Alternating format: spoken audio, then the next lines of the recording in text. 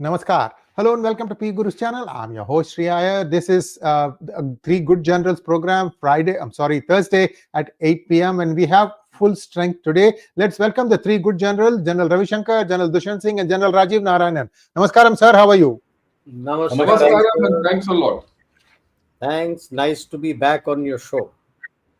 Thank you, sir. And we always look forward to having you here. Full strength is always gives that extra little bit zing just in case the bowling is tough. So, General, with your permission, I'd like to just place in front of all of you the facts as we know as of this point of time. This will just take 2 minutes. It's an infographic. Let me just go ahead and start looking at that one. And then General Dushyant will start the batting going. So, what do we know so far in the 2025 Delhi blast? So far, 2,900 kilograms of explosive haul. People say that that's just ammonium nitrate. There could be other things. Good generals might correct me on this because this is still evolving information. The FIR has been changed into UAPA, which means it's a act of terror, which is very serious, and multiple casualties. I think 10 deaths and plus the 3 people in the car, at least 13 that I know of, at least 40 were injured. I don't know what the status is. They are also getting a lot of information about how many e-rickshaws were there around that car when it blew itself up. Who are the alleged state actors? The primary group appears to have been Jaish-e-Mohammed, and the motivation is state-sponsored terrorism. The thing about this is the payment. The payment was done using hard-to-trace digital transactions, bypassing traditional banking. Funds are routed through a high-turnover network of digital wallets to procure weapons and fund propaganda. So the traditional money is 15%, digital wallets is 85%. And here is the interesting thing. To avoid detection by bodies like the FATF, the module allegedly rotates over 30 new digital wallets like Easy Paisa and SadaPay. These are the 2 names mentioned. Nothing to say that whether this is illegal or not. I'm just giving the names from the references.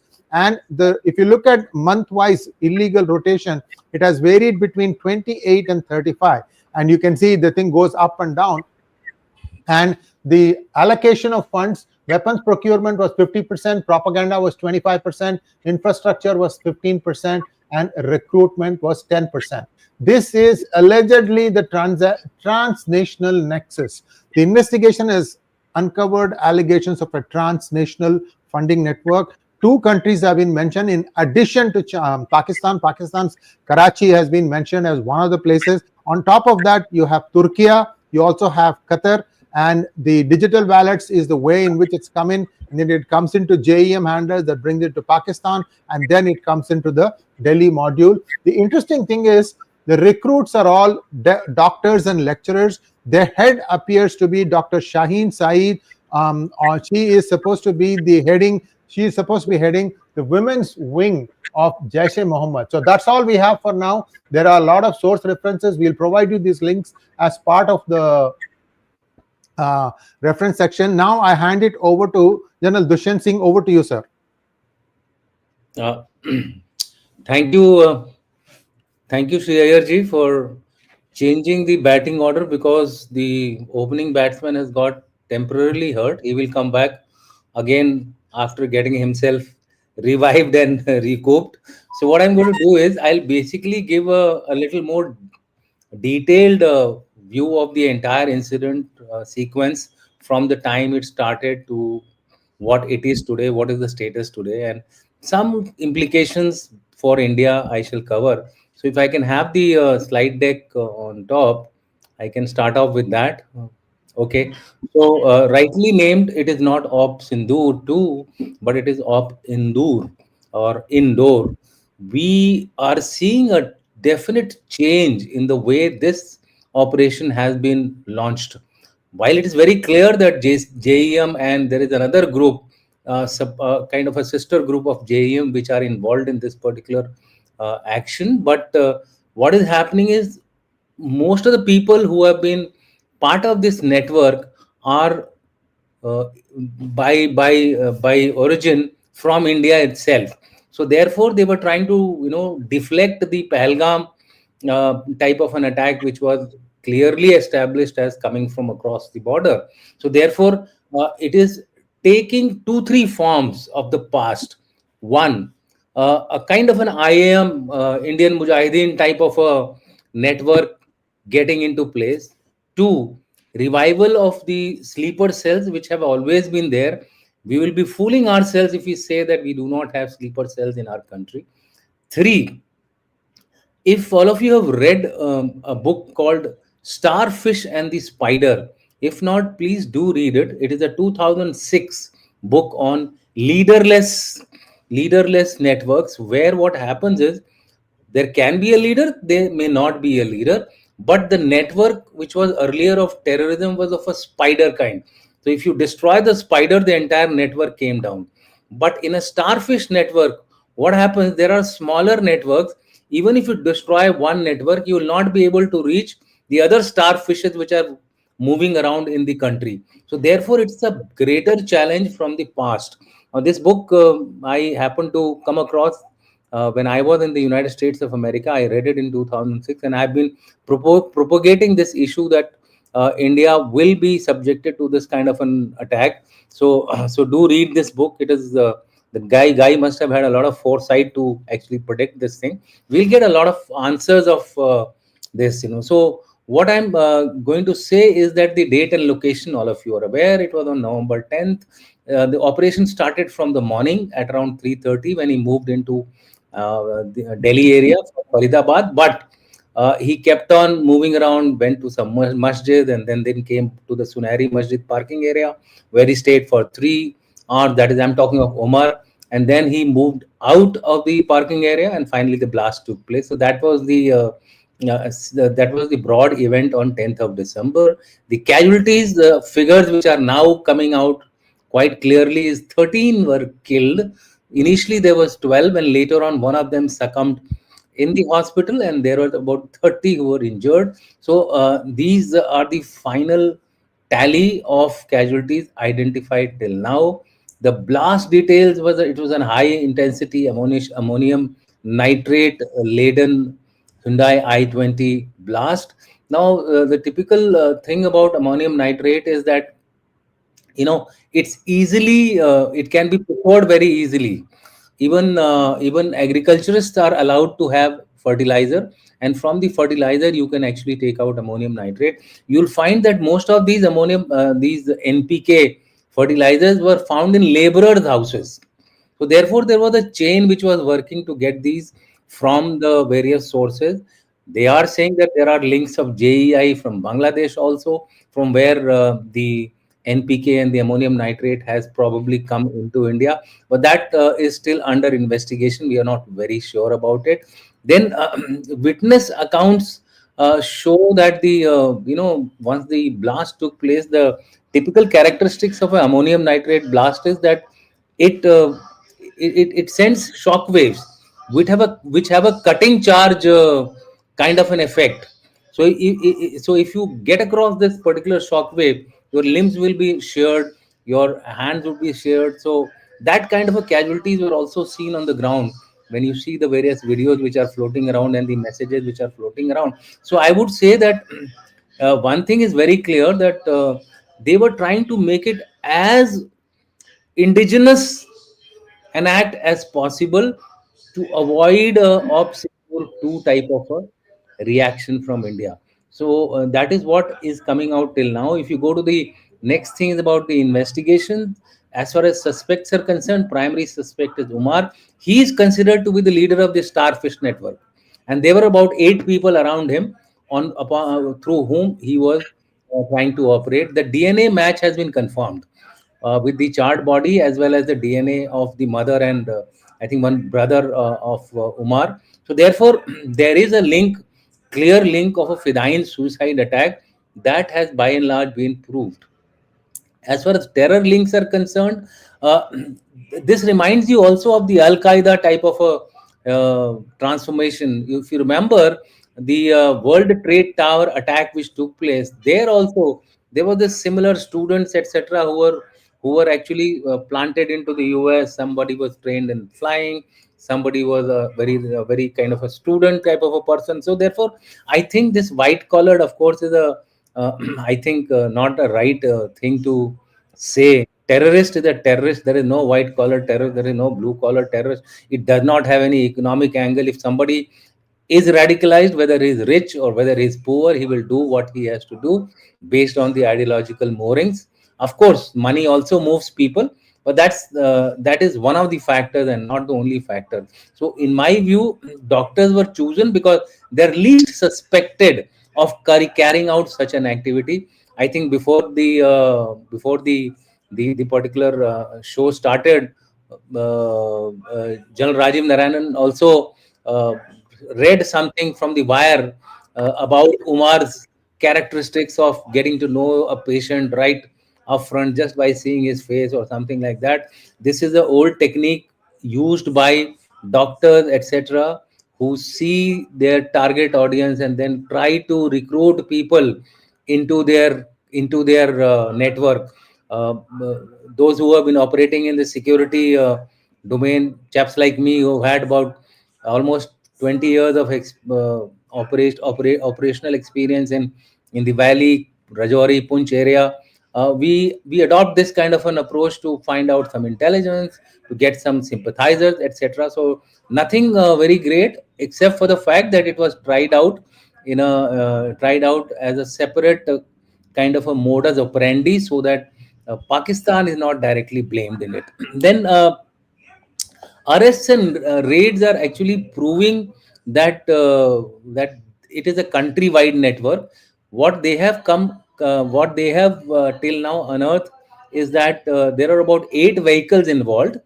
There are about 4 places where they were planning to carry out the attack: Ayodhya, Prayagraj, I think Ahmedabad, and Delhi were the places where they were trying to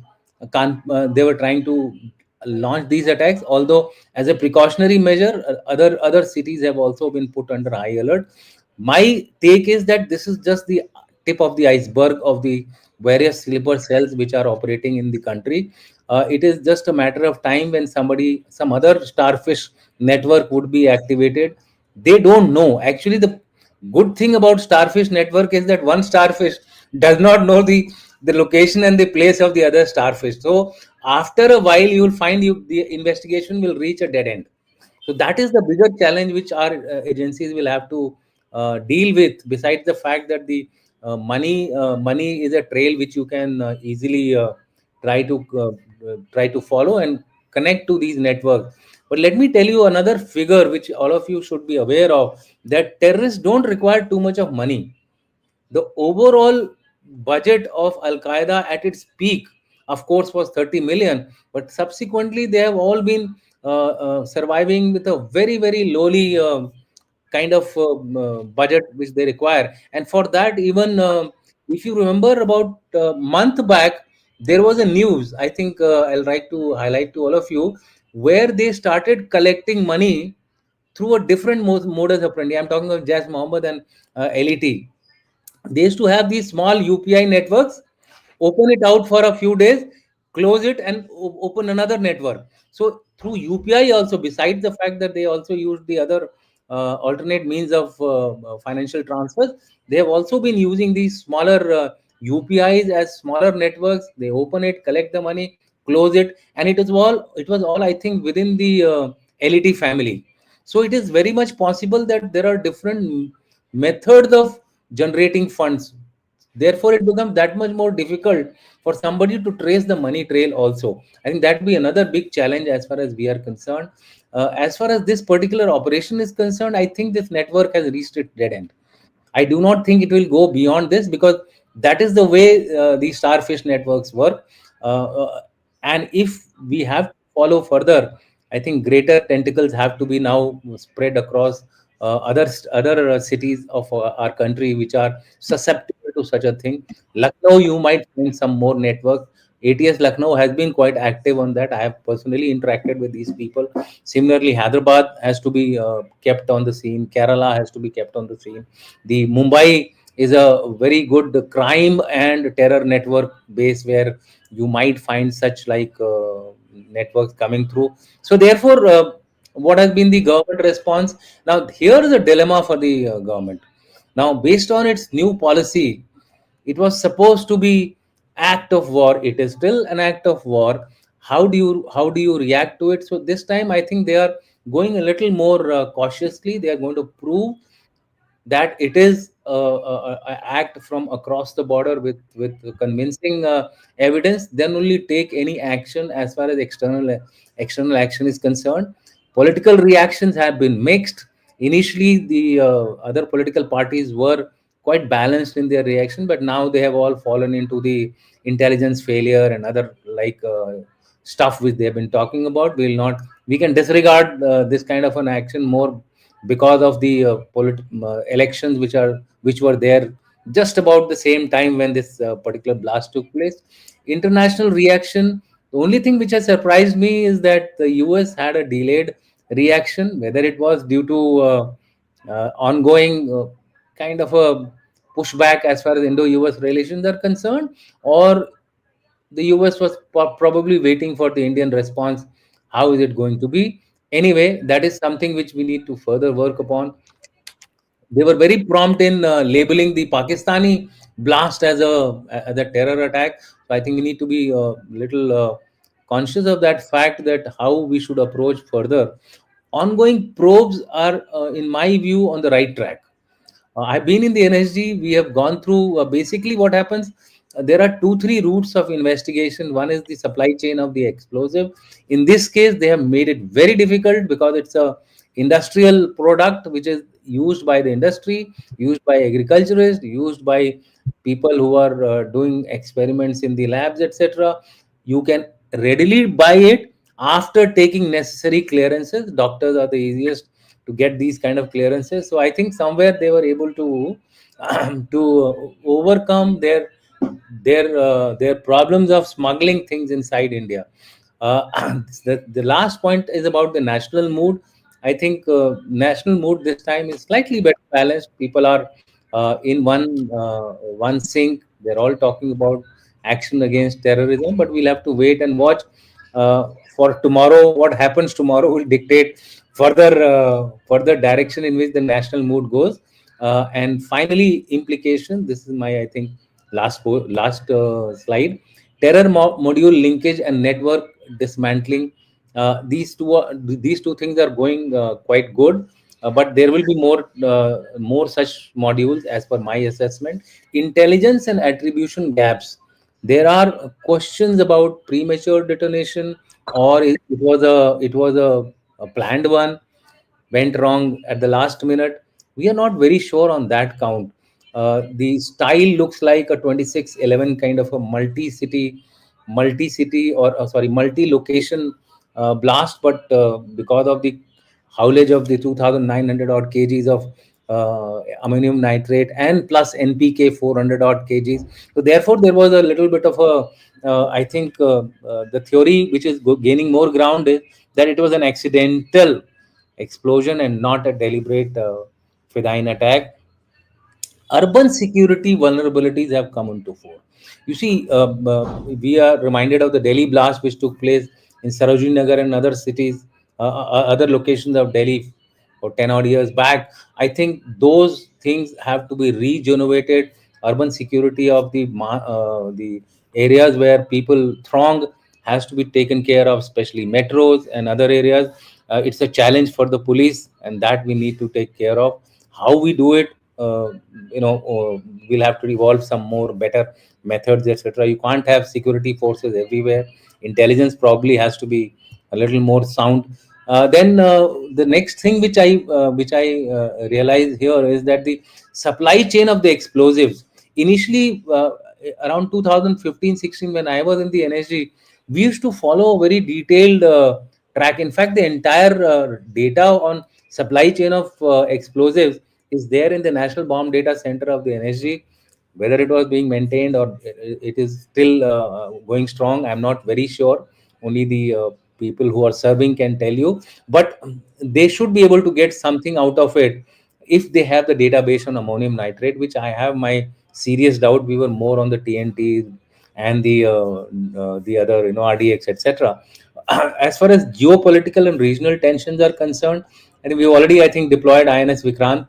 So there is certain amount of tensions which are going to rise, and we need to be prepared as a nation now to respond to anything which might happen, external or internal.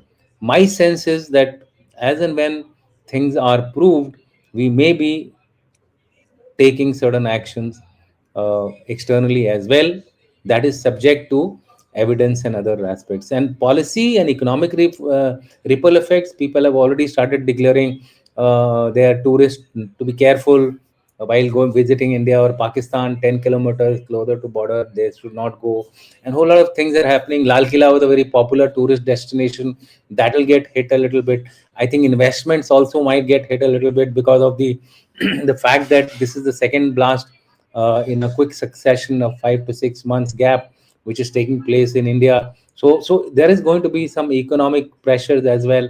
Safe India narrative might be blown out of proportion by the storytellers who are there, information misinformation teams which are operating across the world against India.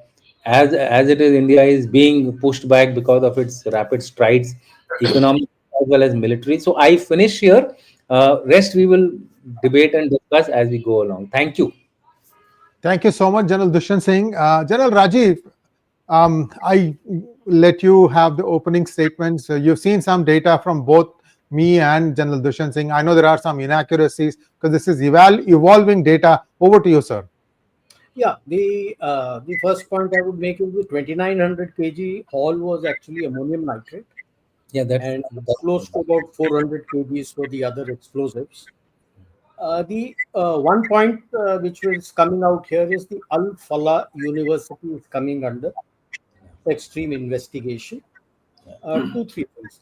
People should know that the Al Falah Charitable Trust is actually headquartered in Dubai, and the India charter of it is located here in Chennai, in Ashok Nagar. Okay, it is located here in Tamil Nadu, in Chennai, Ashok Nagar. That is one. Why is it coming is for the dubious record. 2-3 things. What I'm told is 40% of the students there are from JNK. Quite a lot of the doctors who are involved as teachers are also from JNK. One of them who is on the run was actually sacked by the Lieutenant Governor for anti-India activities. How come he was recruited here? What was UGC doing? How is he here? And suddenly now the NAAC comes and says that their website is wrong. So you were sleeping till now. See, that is the problem we have. That, like what General Dushyant was saying, for almost 14 years, nothing happened, and you shut shop, nothing will happen. You got to be on your toes, because as far as our intelligence agencies are concerned, they're doing a wonderful job, because within some time they were not able to. And need I say that this Delhi, you could say the starfish was caught based on one man putting up posters in Kulgam. Begins from there when the SSP felt this is something wrong. Through the CCTV, catches all those people. The mullah also gets caught. Hardware, software, update, and then everything starts coming in, and these people get caught. And that one chap who comes from there. So I would say that even the Srinagar Medical College should be under observation. What is happening? Number two, the other starfish who have been caught is the Gujarat module, who were trying to do with resin. They went and they had done their medical from China. What I know of, when you do your medical from anywhere outside India, the Medical Council of India has an annual test which you need to pass. Only then you can be a doctor in India. Did they do it? I have not heard anything, because there was another doctor who had come from Bangladesh. So it's very obvious when you go and do in China, when you say that your main threat are from these places, you mean to say they will not be turned. Obviously, they'll get turned. Now, the other issue which people are not looking at, they're only looking at the university. I would say look at the owner. He's from Indore. comes from a middle class family.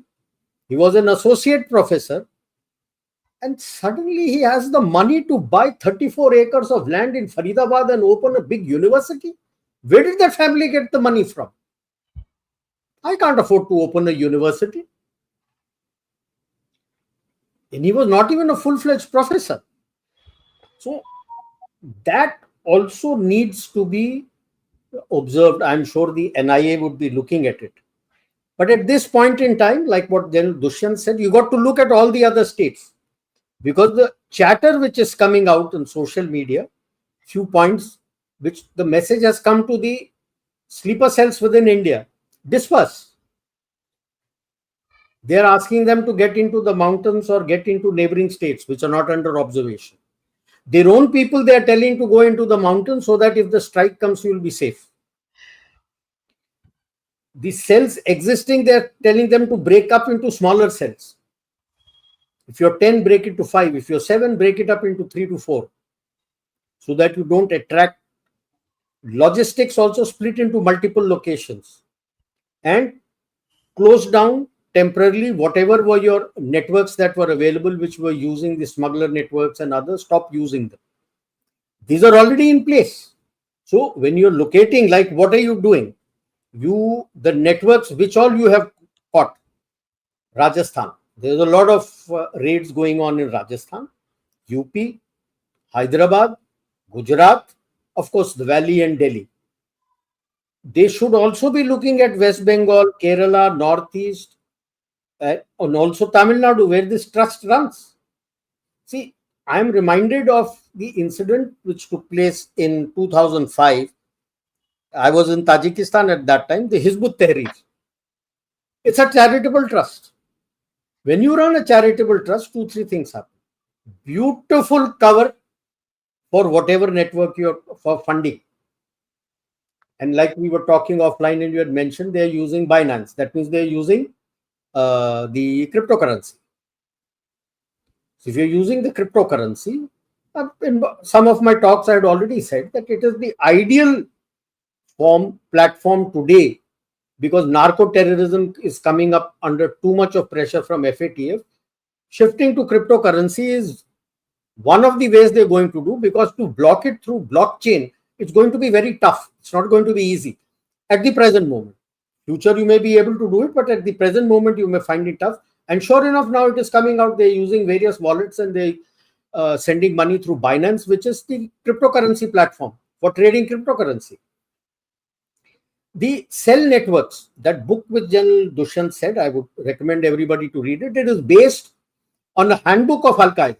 I managed to lay my hands on that and I had sent copies to RAW and to our MI and to DIA.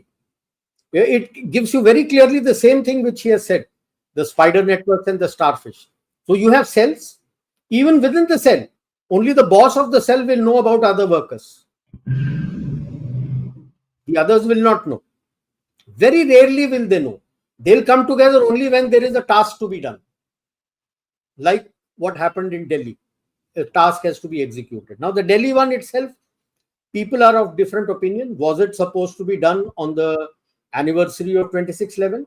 Some said no, it was to be in Ayodhya in the anniversary of our 6/12.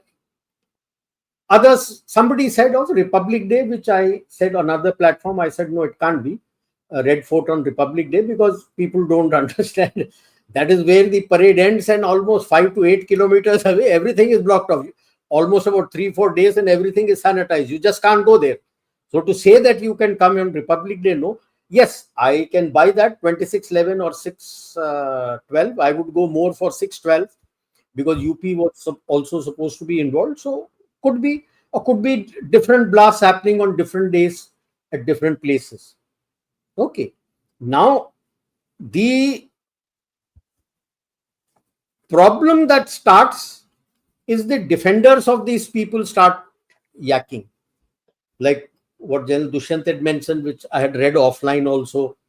What our man Vardarajan has written in the Wire, trying to cover up for Umar, a poor this and poor that and poor this. All those defenders will start coming up.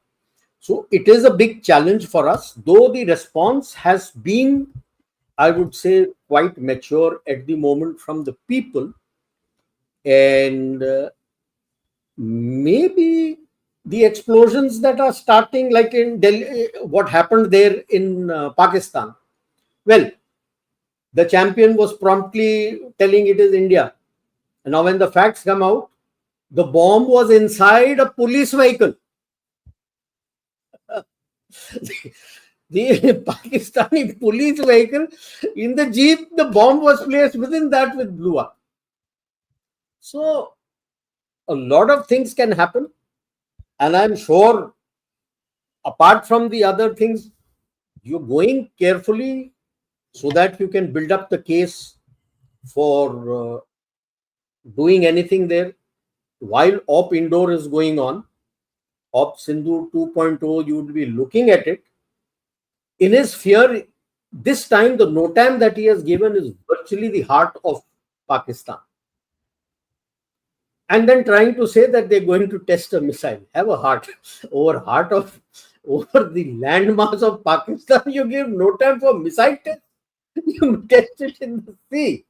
So it's virtually the heart. If you look at the imagery, it's completely heartland of Pakistan. He has given the various NOTAMs overlapping. The fear is there, and footprints are coming out. When they say the handler was in Afghanistan, I would pay closer attention to Jalalabad, because there is also an Al-Falah University there in Jalalabad. So if there is an Al-Falah thing coming into picture here, it comes there. And it has various names and modes, like in UK, there is some Al-Falah UK Trust, and I'm sure there must be some footprints available in Qatar and in Turkey with affiliations with all this. So since Turkey is involved, Qatar is also involved, Pakistan is involved, and I'm sure Binance being used, there is some indirect support from the US too. The fact that he's not calling it a terror attack, despite our cabinet having said, CCS having said it is a terror attack. For Pakistan, he promptly said, for this he is not saying. There are various issues which come up, because Binance, the sacked head of Binance, is now the advisor with the Trump and Pakistani cryptocurrency thing. Charlie Z is there as the head of that. So I'm sure he will have his footprints through Binance. So this is going to be a very different sort of an operation that India is going to do. It is not going to be a carbon copy of what we did in Sindhu, but it will be different. And I'll end with that famous statement of Rajkumar, which he, in the film Saudagar, which he tells to Dilip Kumar, that समय हमारा होगा, हथियार हमारा होगा, गोली भी हमारी होगी. It will be the time. The time will be decided by India, and that is what Pakistan is fearing. And that is why this thing to his people to disperse out into the mountains and hide in the mountains, so that when the strike comes, at least you will survive. So I will end here. Thank you so much, General Rajiv Narayanan. General Ravi Shankar, over to you, sir. Thanks a lot. General Rajiv Narayanan and General Dushyant Singh have covered a lot of ground over the basics. So I'll change tack here. And I'll change tack as to what we should do ahead. We now know this, whole thing has happened. We now know the background details, how this network is there, all that. What do we do next? What does India do next? That is my problem. Or that is the issue which we need to really look at. Okay. Is this you don't need Newton to understand that this has come from Pakistan. The source is Pakistan, filtered through Kashmir and down here. If it is not so, if the source is not Pakistan, filtered through Kashmir and trying to be executed in the hinterland of India, and if it is a homegrown situation alone, you have a bigger problem. Please understand what I'm trying to say, and I'll get back to this. Right? I hope, for all our sakes, this problem has its origin in Pakistan. Whatever has happened. If that has happened only within India, then we are looking at a completely new paradigm in India. We have to be very clear about that part of the story. Okay, let's go with the presumption that whatever has happened from Pakistan. What is the motivation? Is this motivation only from Pakistan? And if it is Pakistan, what is Pakistan's motivation? If it's from Kashmir, what is Kashmir's motivation? What is the motivation of all those fellows who are sitting here in the hinterland, whether it's in Rajasthan or Gujarat or Kashmir, not Delhi or Noida or Faridabad, or for that matter, Lucknow, or even in Coimbatore or in Chennai? What is their motivation to get involved with all this? And this is a very detailed plan. And like what General Dushyant said, this is only the tip of the iceberg. So the iceberg is still there. So how do you handle this? I mean, I've spoken of it. There's a three-pronged approach we have to take. The first prong and the main prong is internal. The op indoor is more important than op Sindoor today. The good part of this issue so far is a certain amount of preemptive action has enabled us to prevent a catastrophe. Right? But the bad part is it's opened up a huge set of vulnerabilities. And these vulnerabilities are not about Pakistan, ye, wo. I am going to now question the larger Muslim community of our India. And I'll get back to that. It's time we started facing facts and talking Turkey. Okay, right? And then you have the external factor. External factor, yeah, we know the external factor is in Afghanistan. We know the external factor is in Pakistan, Afghanistan, all that. And then you have the international factor. You have to handle all three. On that, we shouldn't have any doubt. Yeah, now India has a dilemma, ostensibly a dilemma. There are a lot of people on the net. I've done shows yesterday, today, yesterday morning, yesterday evening, today morning. Well, they want to cut the head of the snake, do everything to Pakistan, destroy Pakistan. I agree with them. But can you do it? You have to do it very intelligently if you have to do it. Whatever you want to do as Op Sindoor 2 is short-term optics. But whatever you do as Op Sindoor 2 has to have long-term effect. And that is what we have to think through. And I'm sure the government will think through this as to what should be done. Some kinetic action has to be done because it's coming from there. Eventually, it will be established that the handlers were from Pakistan. And on that, we'll have to do something. If it can't be done, we'll still do something which is appropriate so that Pakistan gets the message back. It could be covert, overt, hybrid, whatever. But the short-term optics is thinking of Pakistan. The long-term issue and the long-term solution to this problem is internal. And we have to recognize this. The internal weakness has been exploited hugely. I mean, we've been speaking of ammonium nitrate. You just go to the net, India Mart, type in, ask for ammonium nitrate. It is 150 rupees a kg. You can buy it. You can buy it in Amazon. It's not this thing. So if all this can be done and 3000 kgs has been, put together and they're trying to make some bomb, there's some local know-how, local help. And that is not Kashmiri. That's the point I'm getting to. So let's look at a little bit of our history. Mumbai blast, train attacks, Akshardham, Mumbai 2611, Parliament attacks, Lajpat Nagar attacks, Sarojini Nagar attacks, Coimbatore, now Delhi. This has been happening. Can the Kashmiris and the Pakistanis do all this without local effort? It can't be done. In which case, Muslims integral to India and indigenous to India have their loyalties either against India or with Pakistan. Have we done anything about it? I mean, it's time for us to question them. It's great.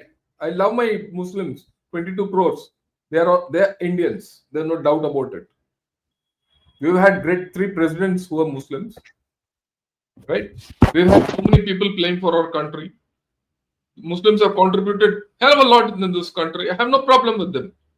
But equally, there's a section of Muslims who, by now, we should face facts. There is a section of Muslims who are not prepared to defend this country, or rather, who are prepared to do exactly opposite that. Why am I questioning this? And I've turned the whole equation around, and this is something which our nation has to face. Look, why should I defend India? Why should I, of any other denomination, defend India? Why should I defend this 22 crore Muslims when they're not prepared to defend India? Let me ask you this question very, pointedly at all the Muslims who are listening to this. They must be the best guys. I liked that MP OSC, the way he went and spoke and the way he speaks about Pakistan and India and all that. Completely he is nationalistic in his outlook, I have no doubt about it. I have personally served with Dr. Abdul Kalam, great man. I'm very happy about A.R. Rahman, who got us an Oscar, all that. Great. But what about the normal thing? Where is my faith in them? And I'll give you an indication, which is completely contrary to what all we are talking of this incident. Look at the recruitment of people into the army. The Muslim input into the army has reduced, barring a few regiments like Jakalai, where people there indigenously, from Kashmir Muslims join. Some from other places join in one odd regiment. I think Grenadiers people join. In the rest of the places, the Muslims are not joining the army. Why? Why are they not prepared to defend India? Why is it that they hesitate to talk of Vande Mataram? This is not a religious song, it's a national song. There is something which we have to really think now. If this is only a starfish kind of a cell, and there are 100 more floating all over India, and like what Rajiv said, that they've been told to go into the hills, and that means all these chaps who are going into the hills are Indian Muslims who are acting on behalf of Pakistan. So is there a larger issue which we have to start addressing or not? If you don't address that larger issue, then there's a problem. You have to address this politically. You have to address this sociologically. Look, why? This is the question which I will ask everyone. Why is the Indian Army defending those people who are acting against the very ethos of this country, the constitution of this country? So, is there a case for us to re-examine the role of Muslims in India? I'm very deliberately provoking this thought process. This can't continue unless you ask the hard questions. You will always have the communists and the extremists getting together and digging a pit under us. Let me put it.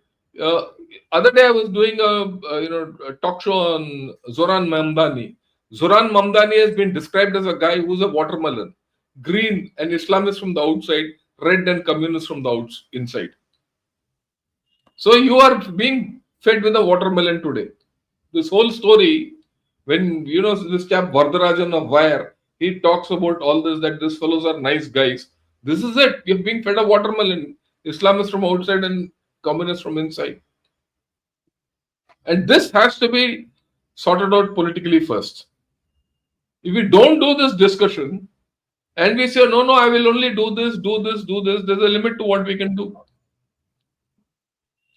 And there's a whole of nation approach required. I do hope some of my Muslim friends see this and ask themselves, am I contributing to the progress of this nation, or am I out to ensure that Pakistan survives at the expense of India? And what is it that these people want? What is it that they want? What is their grievances? If there's a grievance, put it out.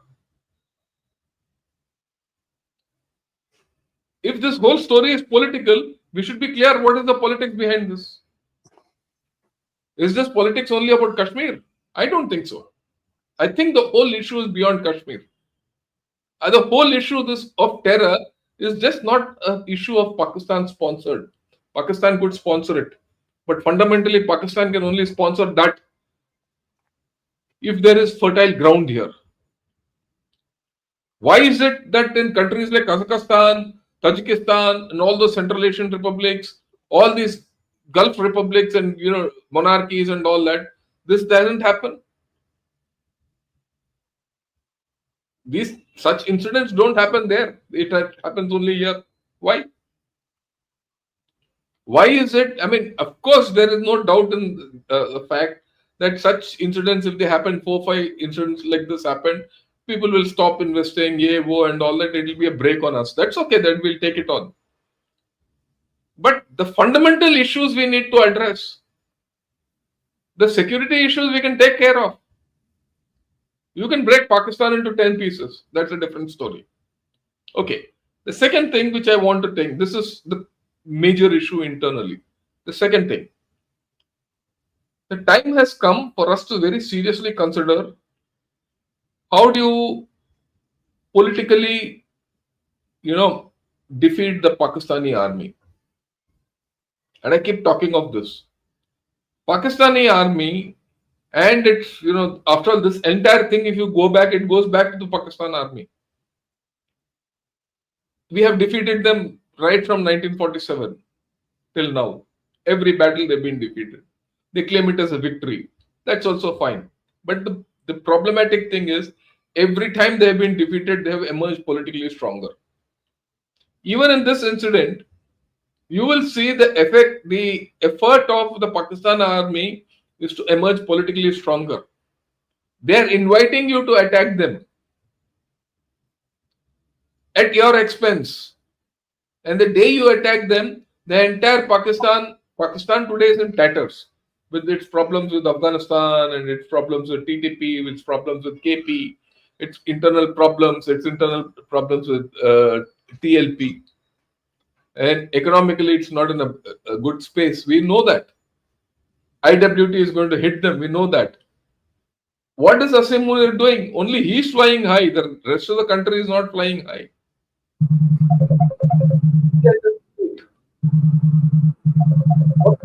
The best thing for them is to ensure that India attacks Pakistan. The day India attacks Pakistan, entire Pakistan will be behind them, like it happened in Op Sindhu. So the question with the larger issue, the second larger issue, which I'm posing today is, how do you defeat the Pakistan army politically? Is it by reclaiming Pakistan occupied Kashmir, which is yours by decree? And do you do a political outreach? Or is it by carrying out some action on the border? It won't make a difference. And the time has come, fine. I agree, we have to build international opinion, X, Y, Z, all that. But the time has come when you have to start looking beyond that. You need international opinion if you have weak options. You have no weak options which result in nothing, then you need international opinion. But if you have strong options which are available, which are either internal to you or external in a very legal way and in a very political way, You don't need international opinion. They can keep talking what they want. And if Kashmir is the center of gravity, then take back POK. Start it. Take back Gilgit-Baltistan. Political outreach. You do this political outreach, it is not only Pakistan, even China will start negotiating. And you today have the heft to do that. Unfortunately, we are being taken for a ride by people like Trump and Xi Jinping because you don't have the political gumption to do what is right. Look, this is it. I know I'm sounding radical, and I'm not sounding the normal thing, but this is my view. Back to you. Thank you so much, sir. And just to connect the dots here, viewers, Binance is a digital wallet exchange, supposedly the cheapest one. So there's no surprise that these digital transactions happened on the one platform that is the cheapest. But in terms of optics, it doesn't look good when it is seen that Trump administration has given pardon to the guy who runs Binance, and also to the fact that the Trump family has invested quite a bit in WLF, and the Binance guys are thick as everything is connected. And I've already done one program. You can take a look at that. Now let's go to the second round. General Dushyant, see the question that General Shankar is asking: how do you defeat Pakistan politically? I'd like your opinion about this, sir. And General Rajiv, the same question is coming your way too, sir. Okay, first of all, ammonium nitrate is not the bomb. The bomb is the detonator behind it, the root behind the ammonium nitrate. Who is getting this ammonium nitrate? Why is he getting this ammonium nitrate? What for is he getting this ammonium nitrate? What I'm trying to say is that the bomb is the people and coupled with their ideology. So I am very clear of the fact that people and ideology, when they mix together, they become the bomb, and rest of it is accessories for them to fight. So unless you fight them politico ideologically, you will not remove them outrightly. In any case, people from a particular ideology cannot be removed entirely, but their level of influence has to go down. And for that, unfortunately, we in our own country have people opposing this particular initiative. So that is the primary reason. Internal cohesion is the primary reason behind the such like activities, what people call it as fertile ground, what people call it as at fault lines, and what probably people will ultimately make Winston Churchill prove correct is that India has so many fault lines that it will crumble. So I think we need to be we need to be careful on that point. I won't say careful. We need to vigorously now actually do that point, propagate that point, propagate that narrative. Unless we do that, unless we are always shy of saying things, then we will also keep getting a heavy response from the other side. So why are these narratives being built against India? Dirty Hindu, dirty this, that? Because we ourselves don't counter. In a seminar about yesterday or day before yesterday, I exactly raised this issue, and the point came about was, look, the Americans out there in the diaspora are apprehensive of their H-1B visa. They're apprehensive about their green card. They're apprehensive, so therefore they cannot actively take part in countering the narratives which are going against us. So I feel even the same logic applies to the others also. They should also be apprehensive about their H-1B visa. They should be also apprehensive about their jobs. They should also be apprehensive about their family security. So what I'm trying to say is that the risk taking ability of our country, whether it is the leadership or the people, is very less. Unless we start increasing our risk taking ability, I think we will go nowhere. The second thing is we should always attack a problem with a plan. I think here we always do a knee jerk reaction. To me, it looks like that this time there is a plan which is being evolved in a gradual manner. I hope it follows the pattern which I am assuming in my mind, that we will go by a plan and we will do something which will be more long lasting, more result oriented and outcome oriented, and not a short term outcome. Short term outcomes will always give you short term solutions, short term respites. Whether you take Uri attack, whether you take Pulwama Balakot attack, or whether you take the Sindoor attack, I think everywhere we have been very short outcome based solutions we have been creating. This time round, if you have to do something, do it on a long term basis. You will find the people of the country ultimately galvanizing. A leader has to come up, a leader has to take a response, and there are people who have to come up front and tell things, spade is spade and what is not a spade. So therefore, if somebody is green and he's doing something, counter him by logic. If he doesn't understand, let him go by the side. I think that is something. So ideology and people are these two things which we need to focus on. And lastly, what I would say is that everything is not, you know, like a black and white thing. ETIM is a Islamic group which is fighting against the Chinese. But none of the Muslim countries are actually supporting it. Why? So why should we be afraid? If we have to support Afghanistan, do it. If in the land of Romans we have to survive like being a Hindu, I don't think so. We have to become like Romans. If our own mythology, our own scriptures say that you have to be a Christian to survive a Mahabharat. This is the Mahabharat which is going on, and I was very happy when somebody, some person who of a repute, 3 4 days back said, "This is a Rakshas Yuga. We are past our, Vasudeva Kutumbakam. This is a Rakshas Yuga." He used this word, Rakshas Yuga. And in a Rakshas Yuga, you have to do what Ram did or what Krishna did. If Bali could not be killed by Hanuman, Sugriv, then he had to do that Mala Shala, all that trick and deception had to be done. So that is what we have to do. Today it is a Krishna's choice which we have to resort to. No hesitation in taking gray zone actions. So what people will say something about it. We have seen something which happened in Canada. Whether we did it or not, I'm not privy to it. I'm not insider. But whatever happened in Canada, people made hue and cry. Five Eyes suddenly came up, which is an organization of 1947. It came up and bent down the memory lanes.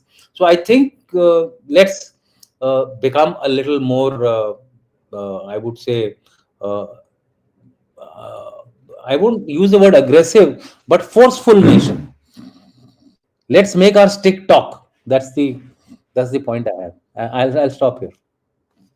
Thank you so much, General Dushyant Singh. General Rajiv Narayanan, question is the same thing. How does one defeat Pakistan politically? So, 2 3 things I'll take on first, like the problem internal. The basic problem is I have no qualms in stating the political patronage that they get. You have 3 4 political parties, and one of the oldest political parties who looks upon them as vote banks. When you have that, then how do you manage? I have always been vocal about it, that why is there a minority commission in India? If you're an Indian, how can you be a citizen of India, be a minority in the country? Ridiculous. It was used by the Britishers for you to divide and rule, and the politicians are carrying on with it. If ever there has to be a commission, ministry, it should be the ministry for the economic weaker section of the society. I don't even support the framers of the constitution where they said reservation for XYZ. They should have put reservation based on economically weaker section. Why based on caste and color and creed? We are still paying the price for that. And at 20, almost about 18 to 20% of the population, is he a minority? That you're still looking at Muslims as minority. Bullshit. There are so many others, they don't have a problem. And essentially they are doing it because this is the plan of Ummah and a plan of Ghazwa-e-Hind, that we have not converted to Islam. They tried for so many centuries, it didn't happen, so they want to do it in some other way. And it's a blunt way that is going on. It doesn't happen in Muslim countries because they're already, by the sword, they have already converted to Muslims. And you can see the rise of it happening in Europe. And starting with the UK, where it's become a big issue, because there also they have become vote banks. So the crux of the problem is political. And it is we, the people, who have to make sure that these parties who support them as vote banks should be thrown out from everywhere. That they don't win any elections, then automatically everything goes. That is my basic point. I have spoken on many channels exactly what Gen Shankar has been pointing out. There are two major things that people have to say. You can't say that no, these hardliners are small percentage and the others are not. I gave two examples to the people when I talk about this. One is Germany. All Germans were not with the Nazi party. They barely won 33% of the vote. What happened? And just look at Dresden bombing and what all happened and who all got killed. When the bombs fly after that and people get aggressive after that, nobody is seeing whether you are a moderate or you are not a moderate. Everybody gets killed. When the atom bomb was thrown, the other I mentioned is about Japan. All of them were not the hardliners like some in the army were, and who wanted to go to war and did all the atrocities in various places that they conquered in ASEAN. When the atom bomb fell, who did it kill? And who suffered for so long? Same is going to happen to the Muslim population within. You may be 20%, but if the other person ka Singham ka hota na, ata maji satakli, then even if the government wants to stop and anybody else wants to stop, they won't be able to stop. Then what happens? So people have to be very clear, the Muslims. I'm reaching out to them from here. I had buddies during Kargil war who was a Muslim. We have fought shoulder to shoulder, stood by against Pakistanis. That's a different story. This is a different story. You can't hide behind that we have people who are doing it. Sorry. You have to cleanse the system from within. Why have you kept mullahs who are trying to indoctrinate your people? Why haven't you thrown him out from the mosque? What are you scared of? I've told my veterans also who have spoken to me that you got to do it. Nobody else is going to come and cleanse your house. Because when somebody else comes, everybody gets hit. They are not going to check whether A or B or C is a hardliner or not. A, B, C, D, sab pitenge. Now, how to do the politics? What Gen Dushyant has categorically said. Where is the harm in going full pelt grey zone against Pakistan? Who stopped you? See, Pakistan is the cat's paw. And if, like, two names have already come very clear. Pakistan, that chap's name is Dr. Hashim, but actual name is Arif Nisar. It's already there in the open. You're still trying to search out the name of that handler in Ankara. Ukasa was his name, code name. You're trying to find out. And now you are asking Turkey. Oh, bloody hell. The president of Turkey is a card holding of Muslim Brotherhood, which is the font of having an ummah, global ummah. And you are asking him to help to find out. And you have to do it yourself. All these places you got to do it yourself and start throwing out your gunmen, your unknown gunmen. वो डर शुरू हो जाना चाहिए and let the unknown gunmen go wide. So political has to be with the manner in which it is going to be done, because the Pakistan army is very rightly said, General Shankar, that they always say it's a win, because they follow the book written by Brigadier S.K. Malik. early 2000s. Chronic concept of war. Chronic concept of war. So even after defeat, if he survives, it's a victory for him. So you can't defeat him like that. You got to defeat him very rightly, he has said, politically. So if you have fissures, what stopped you from supporting the this chap, apna Tehreek-e-Labbaik Pakistan? It has to be done covertly in a big manner. That what you can do, I can do 10 times better. Just by stating somewhere, if you do this, this will happen, that will happen, doesn't happen. You can't keep waiting now. He has responded with something within. You think his fissures are not there inside? As bad as ours? What's stopping you from using that? Use it to the full. Then he will be scampering. Like in between, there was so much of negativity against the army amongst the public, especially when Imran Khan was arrested. It's amazing that the PTI was not used by you. What are you sitting on the sidelines and watching? You can't sit on the side. See, those days when you didn't have the power, oh, that's a different issue. Today you have. And like Lord Palmerston had said, there are no permanent friends, there are no permanent enemies. What is permanent is your national interest, and in your national interest, आप रोते हो ने US करता है ये करता है तो आपको किसने रोका? Who stopped you from doing it, yeah? If you say you're rising, you're this power, you're that power, yes, your EAM is gone there, your army is strong. Without all these covert things and other things which Chanakya had also said, Tushnim warfare, you're not going anywhere. If you're not doing Tushnim warfare, forget it. You will only be reacting like what General Dushyant said, you'll only, and General Shankar had mentioned, you'll only be reacting. If you're doing Tushnim warfare, other chap will be reacting to what you're doing. So I'll stop it here. Thank you so much, sir. General Ravi Shankar, closing thoughts, and then we can go to questions, sir. Yeah, look, my own very clear from day one. I keep saying, you have to destroy the Pakistan army, which is the center of power in Pakistan. The rest of the Pakistan is irrelevant. The day you can handle that, everything is there. What is the example? What happened when Article 370 was abrogated? Pakistan army didn't have a role. It stayed on the sidelines.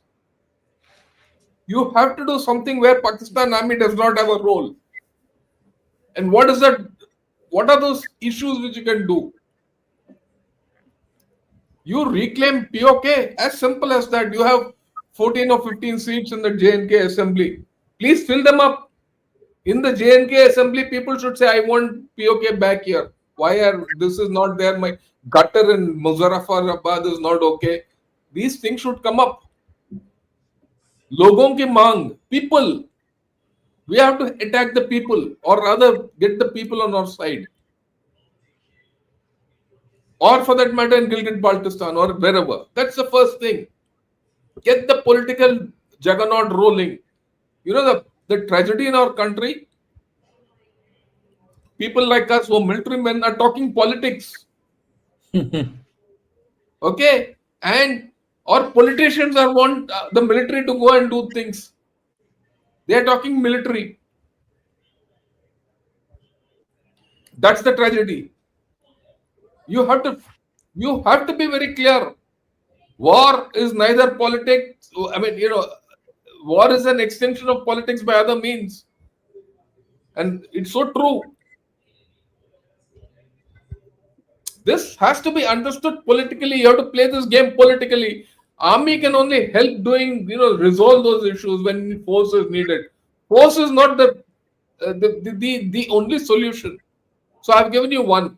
You from my side, you can exploit Afghanistan. You can exploit KP, TTP, fund TLP, like it was mentioned. You can do it in Balochistan. We have said, from the day we abrogated, or rather we stepped out of the Indus Water Treaty, we've said Indus Water Treaty doesn't hold good. Fine, it doesn't hold good. Sir, what's our plan for it? Do you know it? Do we know it? What is the plan? Have you told Pakistan? This is what I'm going to do as per this timetable. And have you given the strategic communication to the people of Pakistan to say, look, from tomorrow you're not going to get water, try what you want? Afghanistan, the foreign minister came, he wants to build a dam on Kunar River. Have you told him, okay, I'll give you $5 billion and I'll build it, I'll send my people, I'll engineer and everything, I'll build this and I'll give you an irrigation system, take care of Afghanistan. Have you done that? Are we waiting for what? अभी करेंगे नहीं करेंगे. You have, look up, why am I talking all this? Our Prime Minister has said any act of terror is an act of war. Okay? If it's an act of war, you have to respond as if it's a war. But do you have to always respond kinetically? You can't. This is no solution. This is no situation where which you can respond kinetically. You have to respond politically. And the time has come to say thank you to USA, Europe, UK, China, and all this stuff. You stay out of it. Let me do what I have to do. And mind you, we have precedents of this. We've done this earlier. When we broke this country into two in 1971. I think we have to rethink. Look, the good part of this whole story, I say, is nothing much has happened. We've caught the fish before it, something bad happened. But it's an opportunity. If you let this go, it will repeat itself. And it will repeat itself in a manner which you don't know. Because that fellow outside is testing waters. He's gauging what your response is. If your response is weak, he's going to exploit you further. I mean, we can keep talking, but I think these are okay. We'll take this conversation forward through question and answers.